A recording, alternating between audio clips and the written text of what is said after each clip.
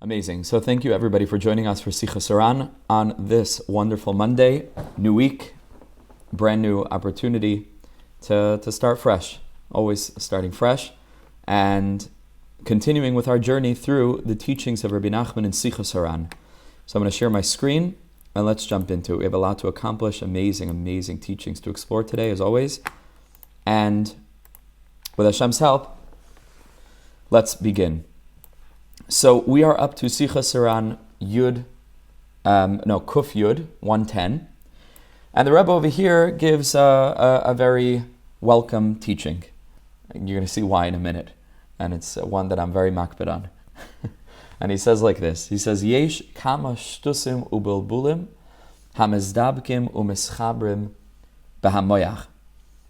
He says there are all kinds of silly ideas, folly, and confusing ideas that can attach themselves to a person's brain, to a person's mind.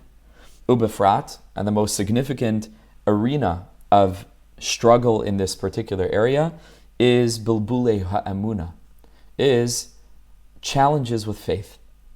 And there are all different kinds of challenges, both from the most primary standpoint of whether a person believes that the world was created by Hashem, like we've been learning in our Hanukkah series. Our Chiddush HaOlam is the essence of our faith, to believe that the world was created, encapsulated in the day of Shabbos, right?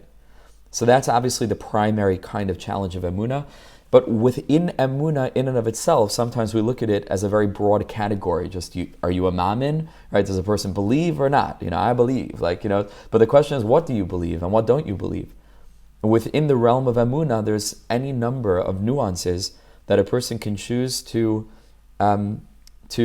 chisel their faith in accordance with certain very nuanced and fine inflections. And so it's not so simple, just emunah, And there can be all different kinds of challenges to a person's emunah, to a person's faith. And a person's emunah could even evolve with time. I know that mine does. I know that mine has. As I carry on in my journeys, trying to seek the truth. And life is a journey. At no given point should a person be under the illusion that they know the thing. They know it. We don't know anything. We're just humble sparks of divinity, closed off from our divine source and sent down into the world to seek, as we're going to learn, as Hashem in the next teaching, to seek. So we're always seeking, and we're always learning, and we're always open and teachable.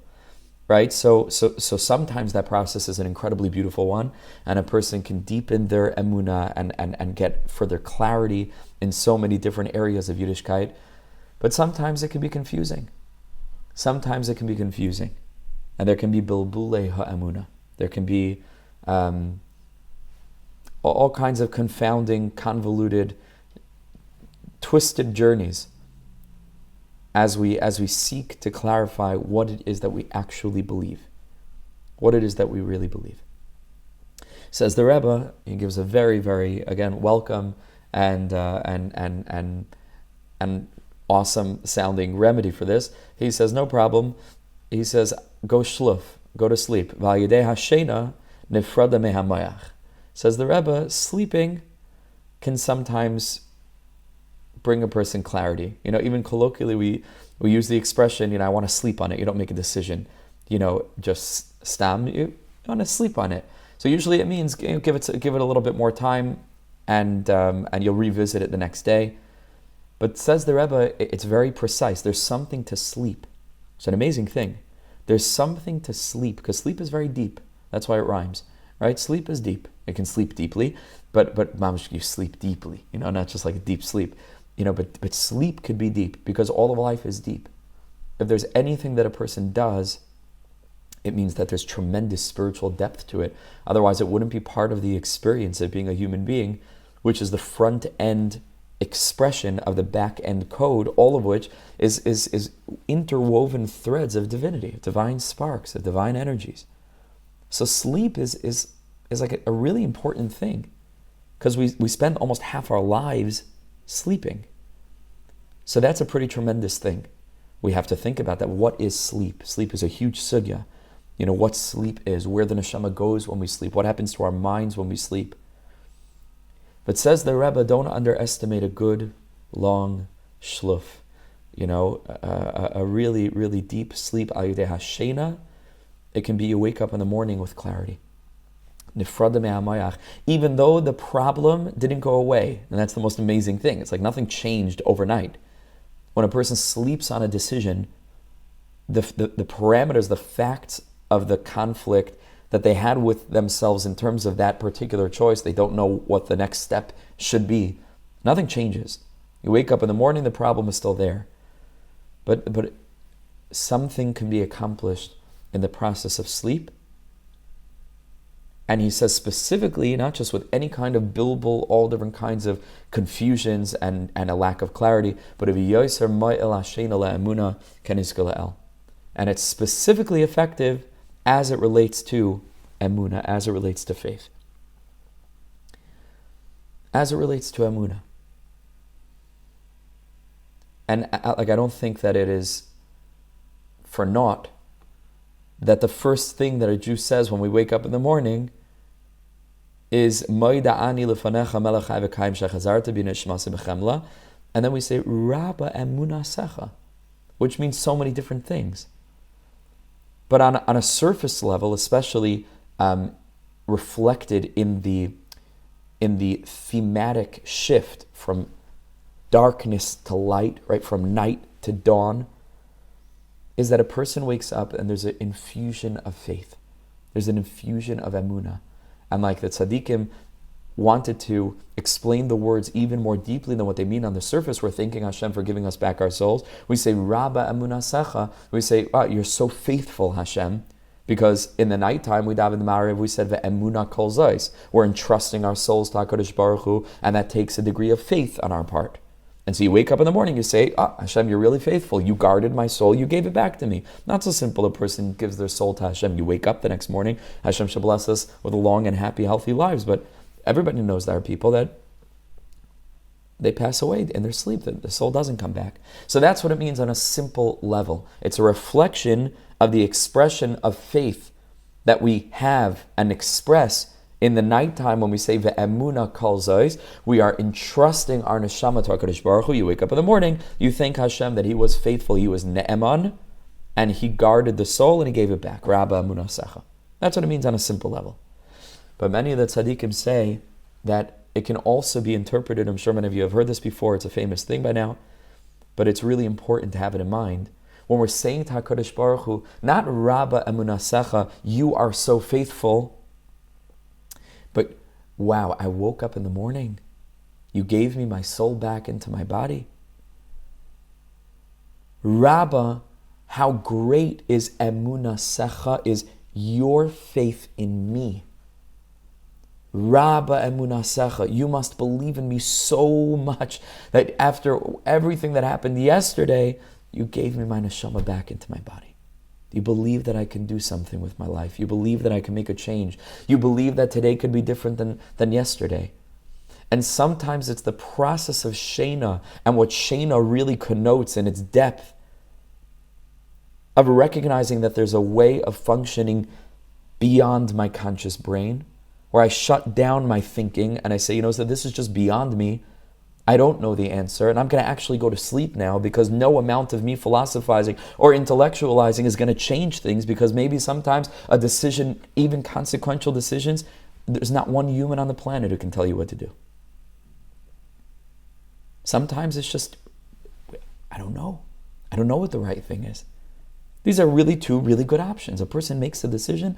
Sometimes it doesn't come from a place of absolute intellectual clarity. Sometimes you just got to choose. And then you go with whatever you chose. And retrospectively, you say, well, it obviously couldn't have been any other way, because if it could have been another way, it would have been another way. So obviously it wasn't, so it didn't. And I chose what I chose. And this is Ratzon Hashem. You go with it with B'chol HaTok if you don't even look back. Sometimes. That's what Shena represents. Shena means I'm putting my brain to sleep. I'm opening myself up to the realization that there's more going on than I'm able to understand. And guess what? I am not in control, and I'm not actually expected to be in control. What I'm expected to do is to live life in such a way where I recognize, to the extent that I can, that I am not in control. And that's the only thing that's in my control. In other words, the only thing that's in my control is to relinquish control. That's the only thing that's actually in my control. And that's the purpose of life, is as we go through life, it's one long curriculum. You know what the subject is? Control relinquishment. Like that is the curriculum.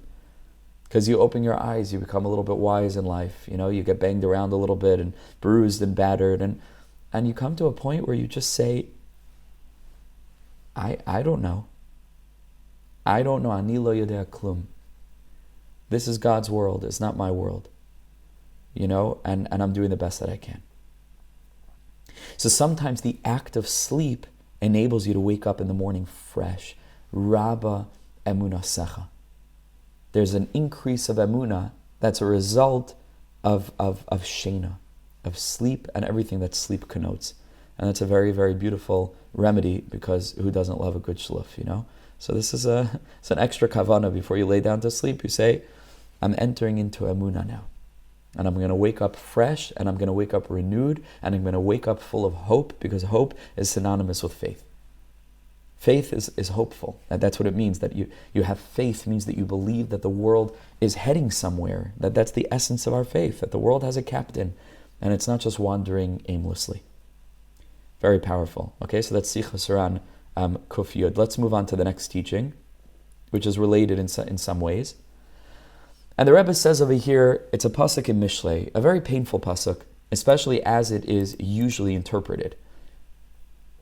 And the reason why many people know this pasuk is because it's quoted by the Sichos HaRan. There are certain psukim in Navi that Jews know, not because they learnt Navi, heaven forbid, like not in the yeshivas, you don't learn Navi, but you will have learned Sichos HaRan, and there will be certain key psukim, of Navi that are very famous because they were brought in later Sfarim, right? So this is one of them.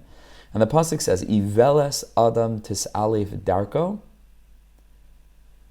The folly of a person corrupts that person's way. And then Ba'al Shem Yizaf Libai. And then he casts his anger or her anger on God. He directs the frustration to Hashem. And this is an incredibly powerful pasuk. And the way the Sichos HaRan interprets it is that half of the things that we're so angry at God for are not actually God's fault. It's our own fault. And the classic example, for example, is a person who's struggling with a particular taiva. And the parameters of the capacity for that person to remove themselves from that taiva, whether it's a filter, whether it's this or that, a fill in the blank, that's on them. And then they complain to God that I'm struggling so much. And who put you into that struggle? So what are you complaining to God for? That isn't from Shemayim. Hashem didn't put you into that nisayon. It could be you put yourself into that nisayon, and then you're complaining that it's so hard for you. Of course it's hard for you, because who asked you to put yourself into that nisayon? And it's a painful thing to consider, because you look back at your life and you start to make an accounting, like, how many of my challenges were actually self-inflicted, even though I'm ascribing them to some higher hanhaga, where it could be you come up after 120, you say, Master of the world, I did my best. I did my best with the circumstances that you put me in. And God says, circumstances that I put you in? What circumstances? You put yourself in those circumstances. Not so easy to hear, and very important to reflect on. And that's what the pasuk means in a simple way. Iveles Adam Tisalif Darki. It's our own folly that corrupts our path, that makes life so challenging for us. And then we get angry at Hashem, as if this is something, that God did to you. And it turns out that it's really self-inflicted, and that's very important. What a pasuk, right? What a pasuk.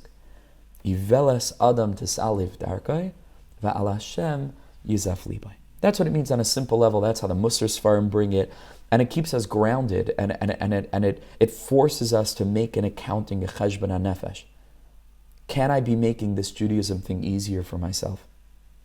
Especially in the arena of lo-sases, things that are not to be done, when in certain circumstances, it's not even in my bechira, to withstand the temptation. But what is in my bechira is to never get into that situation in the first place, right? And that's painful because, I feel quite connected to this sort of comfortable liminal space, but I know that from there I slip. So the question is, can I remove myself doubly as a preemptive, preventative measure so that I never fall into that nisayon in the first place? Once I'm in the nisayon, forget about it. And then I get angry at Hashem. Why are you putting me into that nisayon? And Hashem said, I didn't put you anywhere. I didn't put you anywhere, right? So that's a very, very important interpretation, and that's really what the pasuk means, just on the simplest level, as it is quoted by the Sichos HaRan. Okay. Rebbe Nachman does something entirely different with this pasuk. It's a radical teaching. This, like many of Rebbe Nachman's teachings, were so different. They were so far out, but this is really far out. Okay, so hold on to your seats. He says like this, Perish, you know what it means? He says a person who is not connected to a true tzaddik, and instead of saying the word tzaddik like a righteous person, we're going to swap it out for what I like to call just a soul doctor, because that's really what a tzaddik is supposed to be. It's not about having a rebbe and being on a tish and part of a Chassidus and part of a yeshiva. No. A soul doctor, a real tzaddik. That's what it means, a real tzaddik. A healer. A person who isn't connected to a healer, a soul doctor, a person who can guide you in avodas Hashem. This is a big theme that we've been speaking about also in our Hanukkah series. We still have a couple of weeks to Hanukkah to catch up if the Chaver haven't been with it. It's an amazing, amazing journey. It's on YouTube and SoundCloud and Google Drive. A person who isn't connected to a tzaddik amiti, as I call avodas, all of that person's avodas Hashem, in some way, who rak ma'akim atzmei mizdam l'chavir k'koif b'vnei adam. That person's serving God is just sort of like a caricature of avodas Hashem. That's a distorted copy of what you see around you, and you think, okay, that's what serving God means, and so I'm going to try to shuckle like the person next to me, and I'm going to try to learn the Gemara exactly like I was told, and the circumstances, the surroundings. This is the way that things are done, and all of our avoda is just like he says, kikof bifnei adam, like a monkey imitating a person. There's something missing, something fundamental missing, even though it looks the same. And the monkey struts around and he wears a funny hat and he juggles and he does all the things that you'd expect a human entertainer to do, but it's not quite human. There is something missing, and the thing that's missing isn't just a thing, it's the thing. It's like the essence of it. Because a person who's not connected to a soul doctor might be checking all the boxes of the Jewish experience, and they'll get Olam Haba in the next world, everything will be good. But there's a certain flame, there's a certain passion, there's a certain sense of direction, and a certain clarity, and and here's the kicker, because this is like the opposite of what we usually think, there's a certain individuality that's missing. And what's fascinating is that most people, because the tzaddikim that they're considering are not really tzaddikim amitiim, they just happen to be, the heads of great dynasties, and I'm sure they're big Talmidei Chachamim and tzaddikim in ways that I'll never even dream of being. But they're not tzaddikim amitiim. Usually what it does is it takes away individuality. Because once a person is part of this Chassidus, let's say, or part of this yeshiva, whatever, it all became like Rebbish, in this way. So then everyone's the same. Everyone thinks the same, everyone talks the same, they certainly dress the same, they have the same hanhagas and minhagim, and there's almost no difference between one person and the next person. It's just keep your head down and carry on.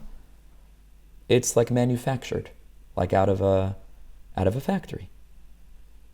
Like on an assembly line, mass produced Judaism, right?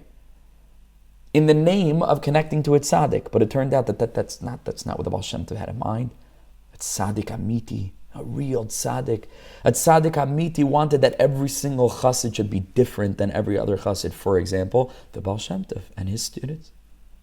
You think the Baal Shem Tov students were the same?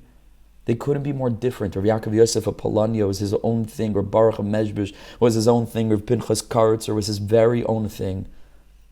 So many of the early tzaddikim, they each had their own light. When you talk about the Talmidim of the Maggid of Mizrich, could there have been more different drachim and avodas Hashem that emerged from that single base medrash between the Balatanya and the Noam Elimelech and the Kedushas Levi? You think, what was this, mass produced? Who was like the Berduchever? And sitting next to him on the same table is the Baal Tanya with his own derech, and sitting behind them. And I'm not making this up. I'm not like this is not like some dream, this like some painter painted a fictional picture of all the greatest gedolim in the world. This was a thing that happened. They all learned in the same base medrash. A shocking thing, shocking. Rav Aaron Agadol of Karlin, and you know who's on the next table? The Chayzim Lublin. I'm telling you, this is a fact. And you know who's on the table in front of them?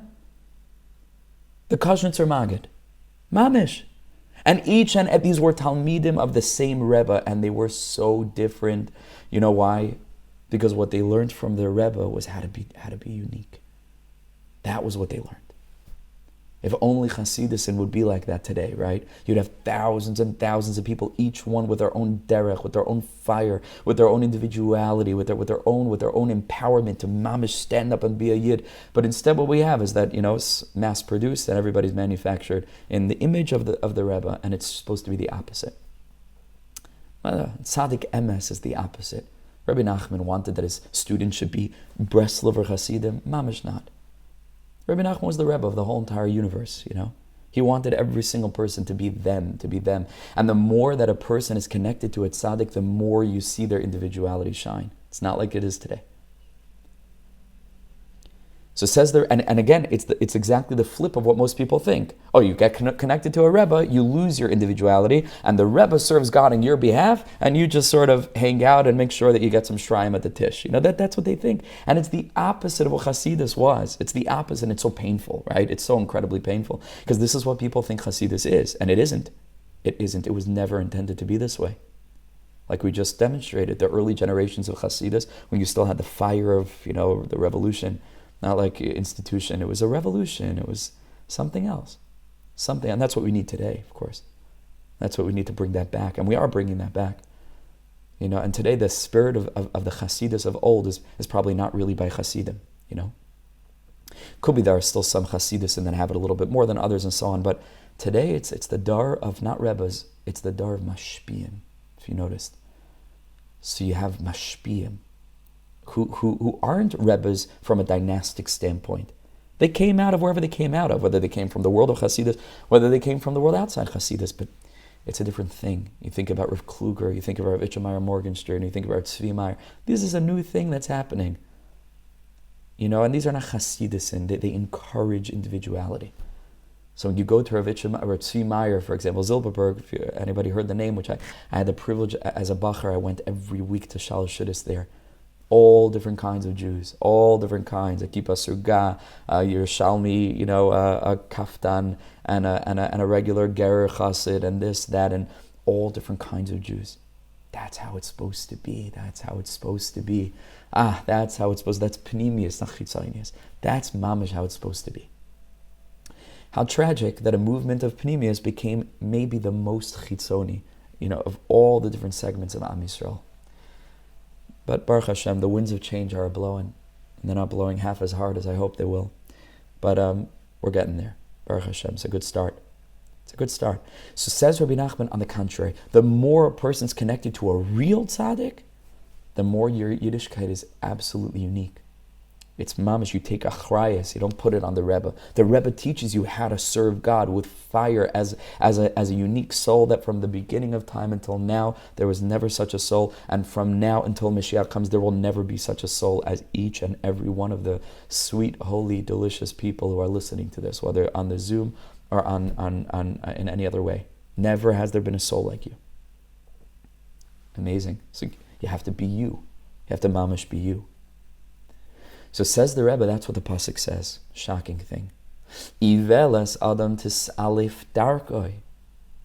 Hainu, what this means, you know what it means? Iveles adam, the folly of a person. What the greatest folly in the world is not seeking a true tzaddik, is not looking for people to walk the road ahead of you, is not looking for a real tzaddik who could heal my soul. What a folly. Hainu sha adam al yedei ivaltoi. By falling into this folly of not finding and seeking, which is what we're speaking about in our Hanukkah series, seeking with a candle, seeking. That's why we light the menorah with a candle, right? Chipus bener. You use a candle for b'dikas chametz to search for the light of the tzaddik. So says the Rebbe, Ivelas Adam, If a person is stuck in that kind of folly, guess what's going to happen? Tisalif darkoi. His whole derech and avodas Hashem is a siluf. It's a corruption. It's not his derech. It's someone else's derech. You haven't found your own way, charted your own path, been on a soul journey for you. No, it's just this is the minhagim, this is the anahagas, this is the way it's done, and this is you get on with it. What a way of interpreting this pasuk, friends. I mean, it's unbelievable. Iveles Adam, if a person is living with this state of foolishness, what's going to happen is darkoi, right? His way, tisalef darkoi. His whole way in avodas Hashem is going to be a siluf. It's a caricature. It's someone else's path. It's not your own path. And that's what the Baal Shem Tov said, Gewalt, what a teaching, right? What a teaching. What a teaching. Halavai, they should teach this today by Tishin, the following teaching. The Baal Shem Tov said, the Gemara tells us that there was a machlokes about what's the best thing for a person to do. Should a person just sit the whole day and learn Torah, and then their finances will be taken care of somewhere else, assuming that they're mamish learning properly? Or is it Yafa Talmud Torah Derech Eretz? Should it be both? Person is learning and also is taking care of their financial responsibilities. Okay, and this is back and forth. Rabbi Shimon Bar Yochai, right? Obviously, that was his life. He buried himself up to his neck in the sand, and he just spent the whole entire time. The Gemara said, "Didn't even daven." Right? He was just plugged into to Torah in the deepest way. That was his shita. Says the Gemara, I have a secret for you. Harba asik Reb Shimon v'lo also biyadam. The Gemara says many people tried to do what Reb Shimon Bar Yochai did, and let's be honest, it didn't work out for them. And when we say they tried and it didn't, we're being polite, okay? Because it's exactly what's happening today in many circles. They try and it doesn't. It does not work out. How are you going to build a system on people who are not taking care of the financial responsibilities? It's crazy. Mamish crazy, the stress and the pressure and the. So many people tried to do it and it did not work. It didn't work for them. Says the Baal Shem Tov. So what? Rabbi Shimon Bar Yochai is wrong. Rashbi didn't know what he was talking about, that there is such a thing that a person can mamish learn the whole entire day and they'll get a paycheck from somewhere. He says no. Rashbi was right. You know what the Gemara is telling you? Harba asik Reb Shimon v'lo also biyadam. Many people tried to do what Reb Shimon did and it didn't work out for them. He says, you know what it means? People who tried to do it ki Reb Shimon, because they just wanted to be like Reb Shimon Bar Yochai. They imitated him. Not because they really felt like this is their whole avodah in the world and they were in it with their own passion. They did it, but they did it ki Reb Shimon, because they were imitating someone else's avodah. So v'lo also biyadam. Of course it didn't work for them, because it's not a game. It has to be you, mamish you. Can't be because you're imitating somebody else. This is the Baal Shem Tov. Keser Shem Tov, right? What a teaching. Is there any more individualistic teaching than this? You won't find it. That the Baal Shem Tov is telling you, careful, don't imitate someone else's avodah. Do you. You're a unique soul with a unique face and a unique story and a unique set of circumstances and challenges and talents and abilities and ambitions and dreams and traumas and difficulties. It's you. You got to be a unique beacon of light in avodas Hashem in the world. That your whole person, your whole persona is a unique wick for that very same flame of Knesset Yisrael, of this collective soul of the Jewish nation, but that singular light shines down through each and every one of us in a unique way. And that's why the Noam Elimelech, another tzaddik who really knew what it meant, he writes that to copy someone else's avodah and avodas Hashem is an aspect, I know it sounds sharp, of avodah zara, he says. Because it's a foreign avodah. That's what avodah zara means, right? You're serving God, but it's zara. It's not your avodah. It's someone else's avodah. We have to find our own way. And the way to do that is connecting to a true tzaddik who's going to help you find your own way and bring that out of you. Unbelievable. But if a person is iveles adam, so then whatever derech a person has, but tisalif darkoi. All of his avodah will be a siluf. It will be a distortion, a caricature.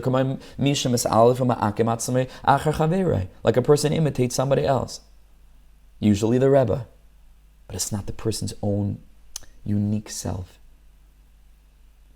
So that's the beginning of the pasuk. Then using that interpretation of this first part of the pasuk, look how the Rebbe reads the end of the pasuk. V'hatam, and the reason that Ivelas Adam Tisalif Darkoi is ki va'al Hashem Yizaf Libai.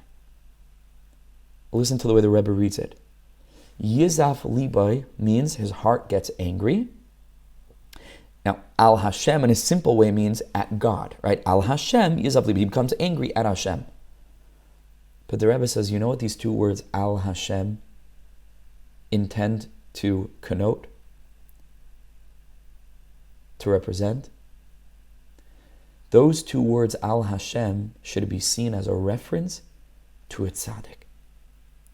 Because a tzaddik is Al Hashem. Hashem gave over the power into the hand of the tzaddik to even control, kiviyachol, through his tefillah, God himself. So the word Al Hashem here in this context is the tzaddik. So Ivelas Adam Tisalif Darka. You know why? Because Al Hashem Yizaf Liba. He's angry at the true tzaddik. This week's parsha, friends. Yosef and his brothers. It's an old story. It's been happening for thousands and thousands of years. Every Yosef, a tzaddik, who really had something to say, they persecuted him, they ignored him, they embarrassed him, they shamed him, they didn't listen to him, they threw him into a pit. This is a Messiah. You don't want to speak about Messiah. This is an old tradition already. The Al Hashem Yizaf Libai, because they were angry at the tzaddik and they refused to listen. Hainu lahat tzaddik. They got angry at the tzaddik shubachinas Al Hashem, who's an aspect of these two words Al Hashem. He's even beyond, in a sense, right? He has control or power over Al Hashem. Because the Gemara says, "Mi Moishal bi." Hashem says, "Who has control of me?" Tzaddik Moishal bi. The tzaddik, right? Because tzaddik goyzer v'Hakodesh Baruch Hu mekayim. Because the tzaddik is able to decree something and God fulfills it. Or Hashem makes a gezerah and the tzaddik is mevatel. The tzaddik can nullify the gezerah. Incredibly powerful. Yizaf libai. Hainu shechoylek ala tzaddik. Because this person doesn't really want a true soul master. They're happy if it's the Rebbe that, this is the Chassidus they were born into. They don't question too much. They don't shake the boat. This is what it is. Choylek ala tzaddik, ve'enem akar v'lav. Al yedei zeh tisalif darkoi.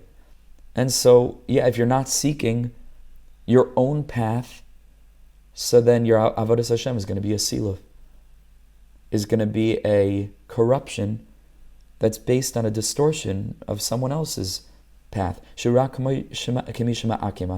caricature. Because in order for avodas Hashem to have a soul, a real soul, is ki imayidei tzaddik hamidi. There's no two ways about it. Got to be with a soul doctor.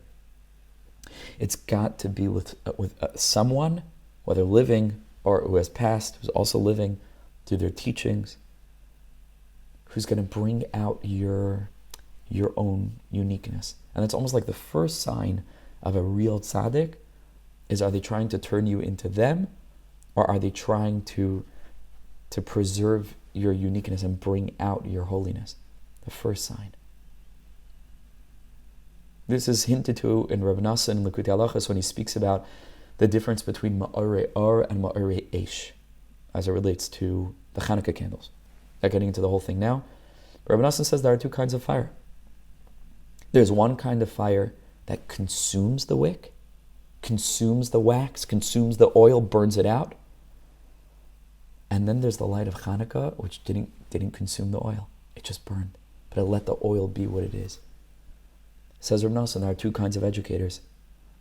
One kind of educator wants to turn you into him. He wants to consume you and prevent you from using your own unique talents to do different things than that person's doing. Which is obviously, it's all connected to the same thing, because we want that the world should be filled with God's presence. That's enough. I'm saying that's tolerable in terms of the same. Like, obviously we all want the same thing. But trying to make that they should look like you and dress like you and act like you and think like you. And then there's another kind of tzaddik, is a Chanukah tzaddik. Rebbe Nachman is a Chanukah tzaddik. There is no Breslover dress. There is no Breslover minhagim even. Like, every Breslover community sort of developed in its own way. Like, there is no... Rebbe Nachman was ma'or. He just wanted to set you on fire in such a holy way that it doesn't consume you. It's your fire.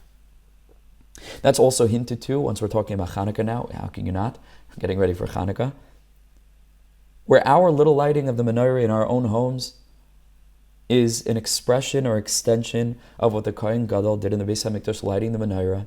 And that lighting of the menorah was guided by the word Beha'aloischa es haneros. You got to light the fire Beha'aloischa, in a way of Aliyah, says Rashi famously, and it's even a song now, so it became even more famous.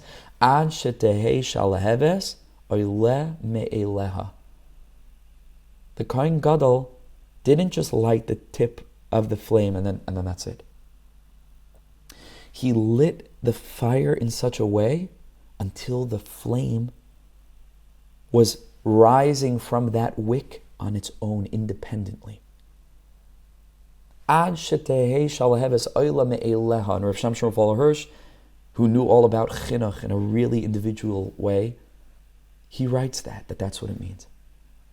That in chinuch we're always trying to set the other, in the holiest way on fire. But it's got to be their own fire.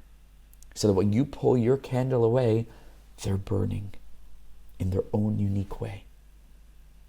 You're encouraging each person to find their own path, to use their own koichas hanefesh in their own unique way, to be a leader, not a follower, to empower leaders. A whole different thing. Tzaddik emes. And then a person's avodah has mamish, right? It means it has mamashos, meaning it's filled with that person's own self, but not in an arrogant, egotistical way. But gewalt, it's full. Ki ein mamish ba'avodah, but it's going to be impossible to have this. Ki im ayidei tzaddik ha'amiti, only through connection to a true tzaddik. Kamuva b'makam acher, like we've written elsewhere. Okay, let's take a look at our final teaching for today, and an amazing, amazing piece in Likutei Halachos. We'll try to get to this as quickly as possible now, because this is absolutely gorgeous and mind-blowing and deep. Says the Rebbe, Sichos HaRan Kuf Yud Beis 112.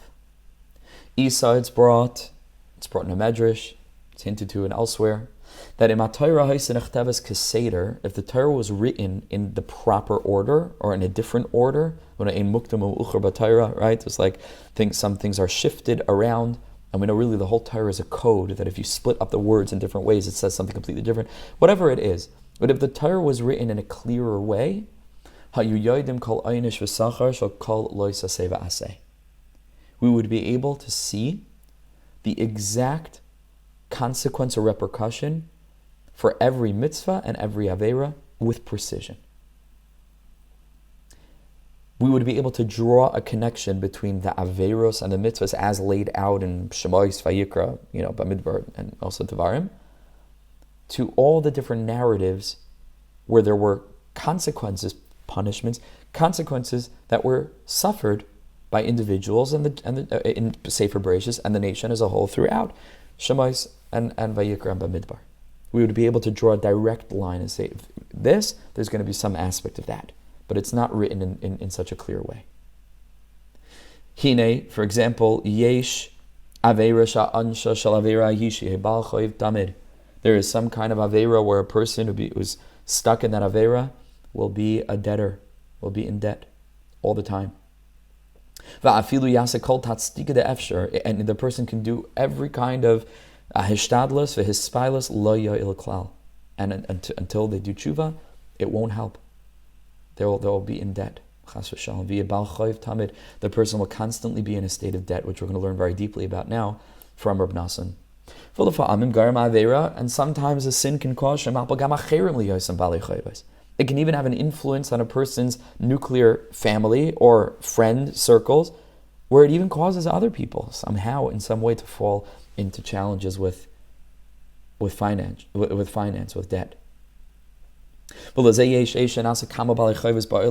it can cause that there should just be generally a lack in the world, where there's generally an experience of debt.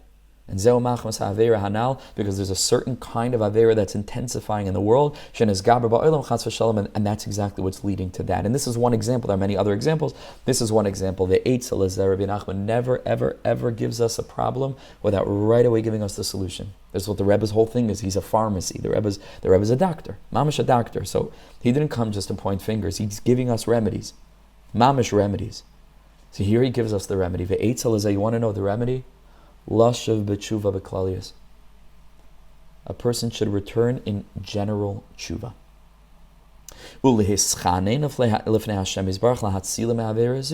That Hashem should help the person, even though we might not be able to identify exactly what avera is being like responded to or reacted to. So we say, generally speaking, Master of the world, I want to come closer to you. That Hashem should save us from this avera ulischart beklalius al averazu, and to include within a general sense of regret of our general distance from Hashem, that even this is somehow included in that. Now, when should a person do this kind of tshuva? When they're feeling down and broken? When they're feeling dejected? Says the Rebbe, no. Very powerful.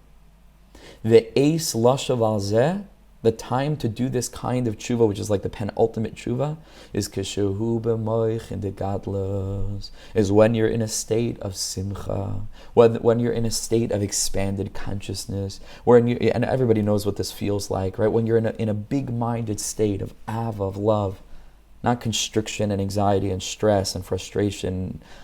Big things are going well. It's a good day and it's beautiful outside, and it's one of those days, says the Rebbe, good, do tshuva. Do tshuva. Tshuva me'ava, do tshuva. As I toivli schar to levakesh me'is habaris baruch al zevelasha b'tshuva. Then it's time to really to return to tshuva. What's the kesher? What's the connection between the aveira that's causing a person to be a Baal Chai, which we're going to learn very much about in a minute from Rebbe Nachman, and this kind of state of moichin de gadlus? Says the Rebbe, very simple. Ki moichin de katnus hu bechinas Baal Chai.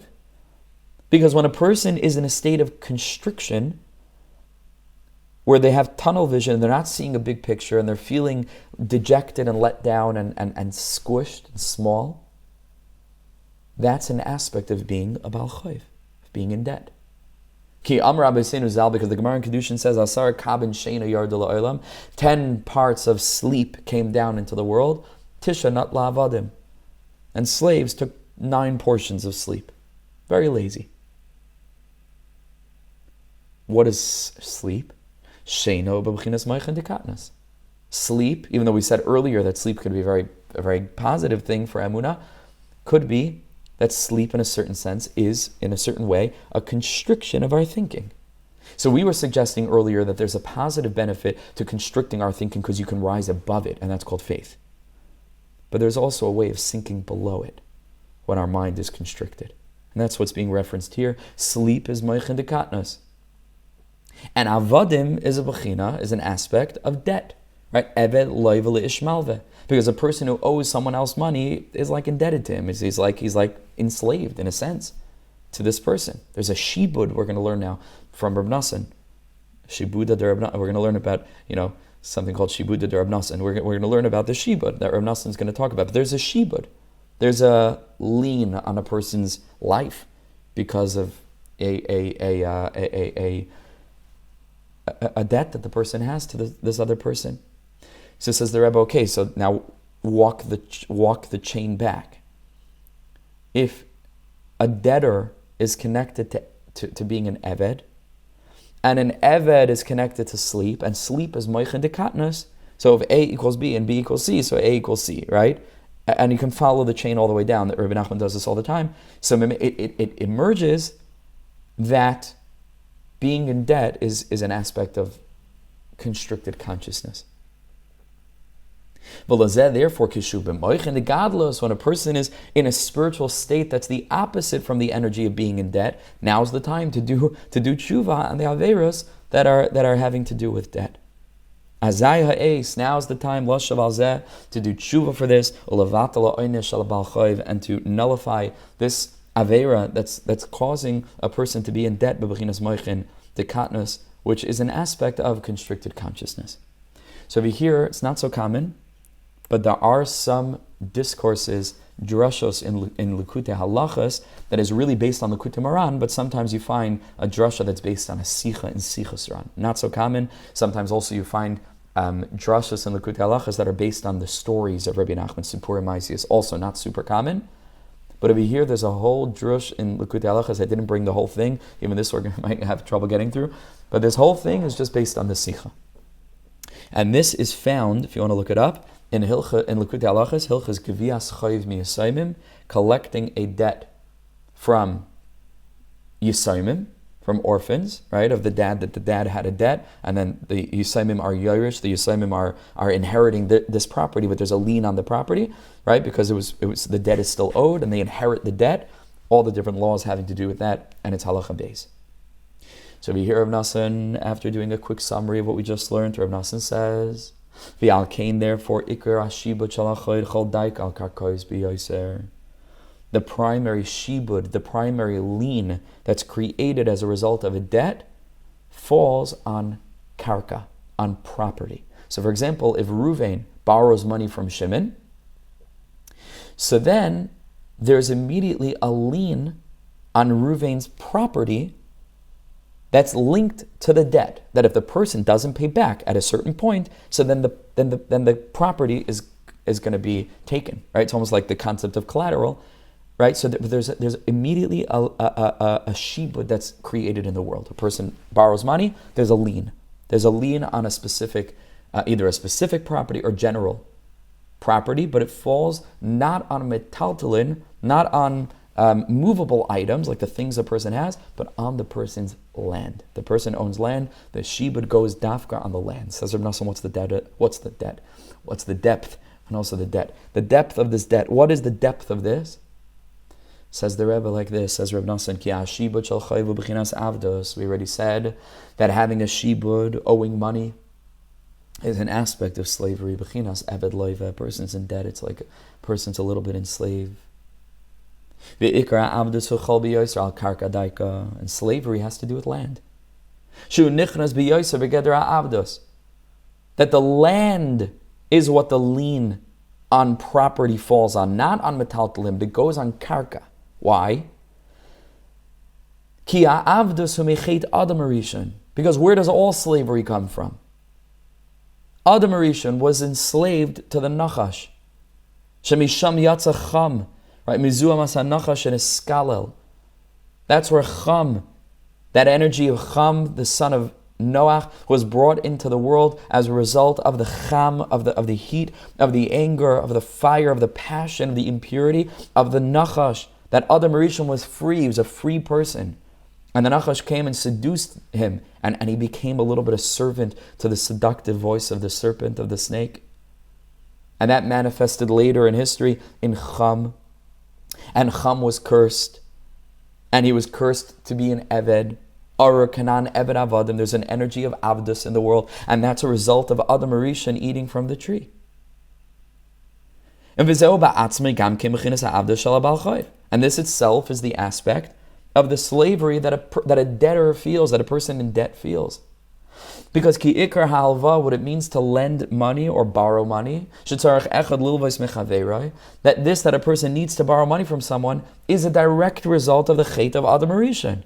Is a direct result of this, that after Adam Rishon ate from the Eitz Hadas Tov Ra, al yidei zen eskala be'it savin techalna, all of a sudden it became an imperative to work, to earn money, to be able to eat, to be able to live. That wasn't on Haga before Adam and Chava ate from the Eitz Hadas.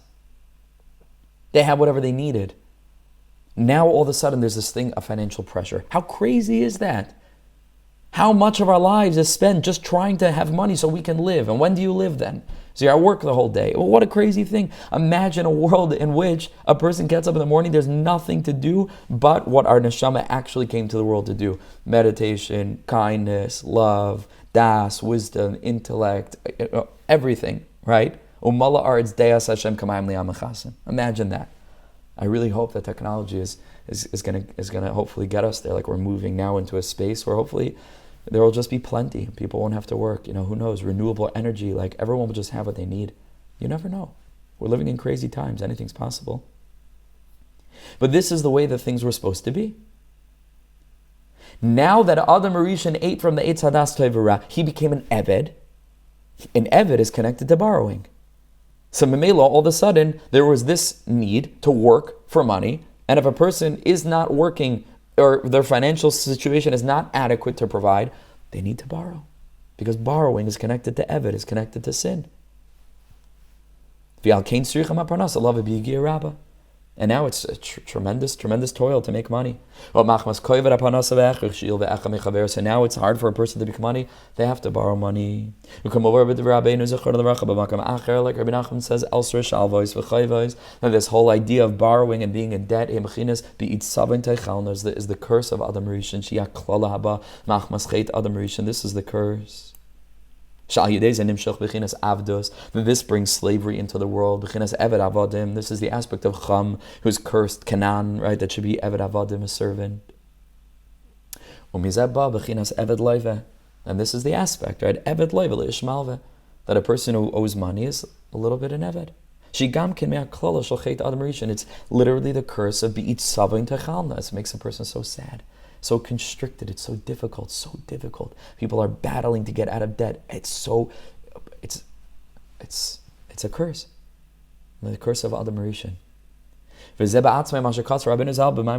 this is itself what Rebbe Nachman writes in this Maimer. It comes from an Aveira. But Rebbe Nachman is turning this not just in an isolated way, you do this Aveira, it leads to this punishment. It's just in general, the concept of klalius avera, which is Adam Rishon eating from the Eitz Hadas Tov V'Ra and then replicated on a national level with the Chet HaEgal, leads to this aspect of being a Baal Chayv. Even though, like he says, Rebbe Nachman didn't say which avera it is that causes this,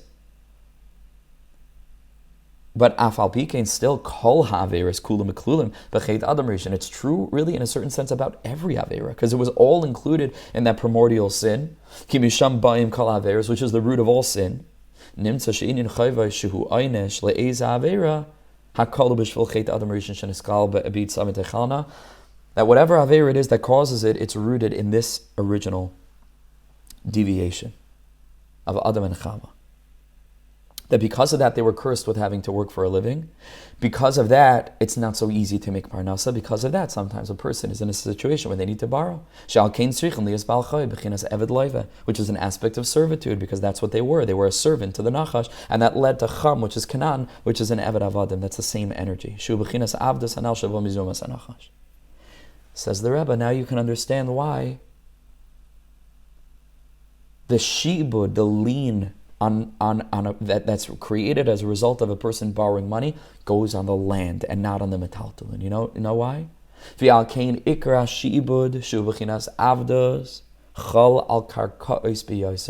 That's why it goes onto land and not onto movable objects. Because it was the land that was included in the curse. Because the curse that was brought into the world through the servitude of Adam Rishon, Bechinas Arur Canaan, which brought around the curse of Canaan, Cham, Hunechezes B'Yosef B'Karka. It's connected to the earth, Sheneskala Lagam Kimached Adam Rishon, which was also cursed because of Adam Rishon Kamay Shekasav Arura Ha'adama Ba'avurecha. How deep is this? This is absolutely wild. Learning Choshen Mishpat, Rebbe Nachman's like, it's all spiritual concepts. It's wild. Of course the lien is going to go on karka. You know why? Because the whole concept of a lien is a concept of alone, and the concept of alone is because of Adam Rishon eating from the Eitz Hadas Tov Ra, that now they need to work for Parnasa. And you know what's included in that curse? Arura ha'adama ba'avurecha. The karka. The earth is also included in the curse. Naturally then, when a person lends money to somebody else, that person's land is going to be in a lien to the person from whom they borrowed money. Because it's all a curse. And the curse included the land. And so the land becomes meshubah to the person. That's why the land is going to be included within this process of a loan. That's why the primary lien goes on the property of the earth. So much so that even if this person who had a lien on the property sells the land to someone else, doesn't matter. The lien remains. And if this person doesn't pay up, this person's allowed to go and collect the property from someone else. Because the land is under this curse, is under that energy of the Eved, of the Loive. And that is not true for metaltalin. Because again, because it applies most specifically to land. Because arura ha'adama ba'avurecha, because the land was cursed with this curse. Because metaltalin is not cursed. It's more chashuv. B'chinas toiv, it's like good vis-a-vis the earth that was cursed, which is ra. How do we know? Chazal say that although lands are split up into metiv, right? Metav of the land, right? There's the best of the land, and then there's Baininus is like the middle, and then Ziburus is the worst kind of land. There are different levels. Chazal say, metaltale kol mili metavu. Metaltalin is metav. Right? Every kind of metaltalin is considered metav. It's metav. What's metav? It's tov. Metaltalin is tov. In relation to the karka, which was cursed, which is ra. And so the curse of the shibud, of a loan, which is a result of Adam and Chava eating from the Eitz Hadas Tov Ra, is not going to go on metaltalin, because metaltalin is metav. It's good. It's the Eitz Hadas Tov. It's the Eitz HaChaim. They ate from the Eitz Hadas Tov Ra. That curse goes on the land. Memela, the shibud, when a person borrows money, which is a result of the curse of Parnasa, is not going to go on metaltalin, which is Tov. It's going to go on earth, which is Arura Adama Ba'avurech. Right, the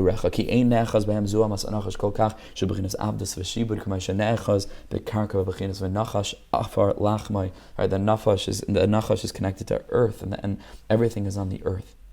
So what an incredible teaching from Rebbe Nachman, where he's able to find the Rebbe's.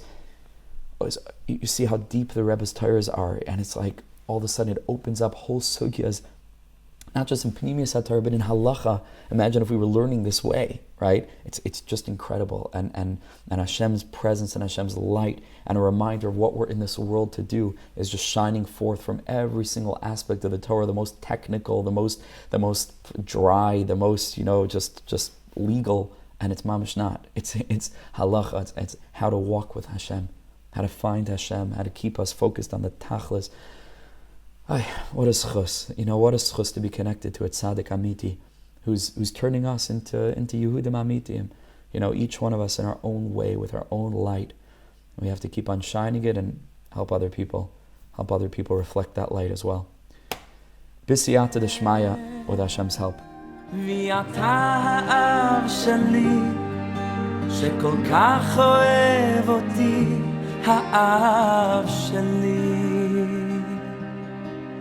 מלך חי וקיים על כל נשימה שאני נושם